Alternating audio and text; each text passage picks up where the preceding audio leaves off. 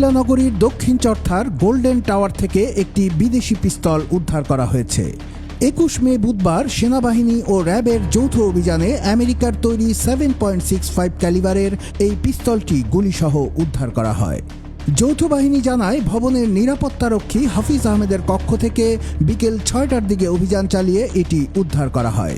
জিজ্ঞাসাবাদে নিরাপত্তারক্ষী জানিয়েছে, ওই ভবনের বাসিন্দা মুস্তাফিজুর রহমান ওয়াফি দুজন সহযোগী সহ এসে পিস্তলটি গার্ডরুমে রেখে পালিয়ে যান। পলাতক ওয়াফি কুমিল্লা মহানগর বিএনপির সাংগঠনিক সম্পাদক ও ১৩ নং ওয়ার্ড কাউন্সিলর রাজিউর রহমান রাজীবের ভাগ্নে। তার পিতার নাম এএসএম মহসিন সরকার। সেনাবাহিনী ও র্যাব জানিয়েছে, এ ঘটনায় আইনগত ব্যবস্থা গ্রহণের প্রক্রিয়া চলছে। সিসিটিভির ফুটেজ দেখে ঘটনার তদন্ত করা হচ্ছে।